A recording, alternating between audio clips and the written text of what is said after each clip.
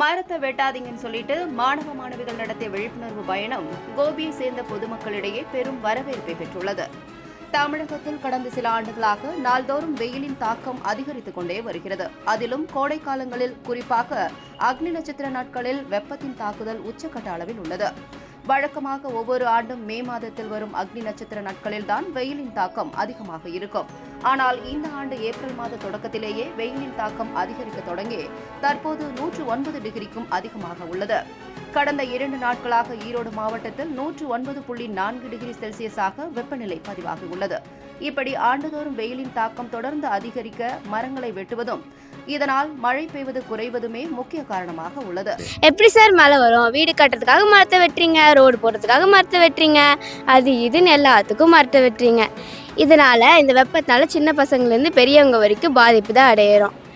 இந்த மாதிரி மரத்தை வெட்டிகிட்டே இருந்தால் மழையும் வராது, நம்ம வெப்பம் தான் அதிகமாகிட்டே இருக்கும். பெரியவங்களாம் மரத்தை வெட்டிட்டு நாங்கள் சின்னவங்க இப்போ சைக்கிள் அவேர்னஸ் கிரியேட் பண்ணுறதுக்காக வந்துட்ருக்கோம்.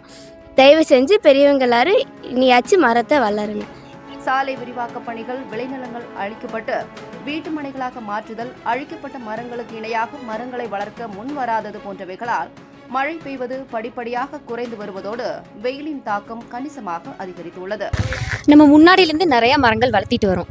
ஆனால் நம்ம இப்போ பாப்புலேஷன் இன்க்ரீஸ் ஆனனால வீடு கட்டுறதுக்கு, சைட் கிரியேட் பண்ணுறதுக்கும், இண்டஸ்ட்ரியல் யூசஸ்க்காகவும் நம்ம நிறைய மரங்களை வெட்டுறோம். இதோட கான்சிக்வன்சஸ் பற்றி நம்ம நினைக்கிறதே இல்லை. இப்போ இந்த மரம் வெட்டினால நமக்கு குளோபல் வார்மிங் ஏற்பட்டிருக்கு. இதனால் நமக்கு தான் வெப்பநிலை அதிகமாகிருக்கு. ஸோ எதுவாக இருந்தாலும் நம்ம தான் இப்போது சஃபர் ஆகிறோம். அதுக்காக நாங்கள் இங்கே சைக்கிளிங் வந்திருக்கோம். இது ஒரு விழிப்புணர்வாக எல்லாத்துக்குமே தெரியணும். இது இப்படி ஒரு காசு இருக்குது நம்மளோட ஊரில் அப்படின்னு தெரிஞ்சுக்கணும். இந்நிலையில் கோபி கலை அறிவியல் கல்லூரி சார்பில் மரங்களை காப்பதன் அவசியத்தை வலியுறுத்தி 5 வயது முதல் 17 வயது வரை உள்ள மாணவ மாணவிகள் கலந்து கொள்ளும் மிதிவண்டி விழிப்புணர்வு பேரணி நடைபெற்றது. நேற்று கோபியில் மட்டும் 110 டிகிரி செல்சியஸ் இருந்தது. இதே போன வருஷம் பார்த்தீங்கன்னா 101 டிகிரி 100 டிகிரின்னு இருந்தது. இது எதனால், இந்த வெப்பநிலை எதனால் அதிகரிச்சிருக்குன்னா மரங்களை வெட்டுறதுனால. வீடு கட்டுறதுக்காக, இண்டஸ்ட்ரீஸ், ஃபேக்ட்ரிஸ்லாம் கொண்டு வரதுக்காக நிறைய மரங்களை அழிச்சிட்டோம். இப்போ இதனால் இந்த வெப்பநிலை அதிகரித்து குளோபல் வார்மிங் எல்லாமே நடக்குது. கல்லூரி தாளாளர் திரு தரணிதரன் தலைமையில், கல்லூரி டீன் திரு செல்லப்பா, முதல்வர் திரு தியாகராஜன் முன்னிலையில் நடைபெற்ற இந்த மிதிவண்டி விழிப்புணர்வு பயணத்தை இந்திய மருத்துவர் சங்க மாநில பொருளாளர் டாக்டர் கௌரி சங்கர் கொடியசைத்து தொடங்கி வைத்தார். இந்த விழிப்புணர்வு மிதிவண்டி பேரணியில் கோபி பகுதியை சேர்ந்த 60க்கும் மேற்பட்ட மாணவ மாணவிகளும் அவர்களின் பெற்றோர்களும் ஆர்வமுடன் கலந்து கொண்டனர். இப்போ நாங்கள் கரட்டூர் ஆர்ட்ஸில் இருந்து இங்கே கோபி ஆர்ட்ஸ் காலேஜ் வரைக்கும் வந்திருக்கோம். 7 கிலோமீட்டர் வந்திருக்கோம். நாங்கள் 7 வயசுலேருந்து இந்த வயசு வரைக்கும் இந்த விழிப்புணர்வை நாங்கள் இது பண்ணிட்டு தான் இருக்கோம்.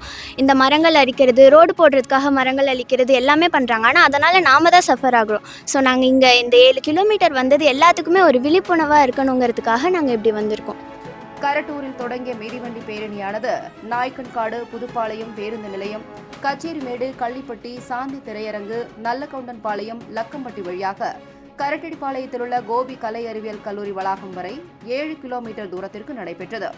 அப்போது பேரணியில் கலந்து கொண்ட மாணவ மாணவிகளின் பெற்றோர் கைதட்டி உற்சாகப்படுத்தினர்.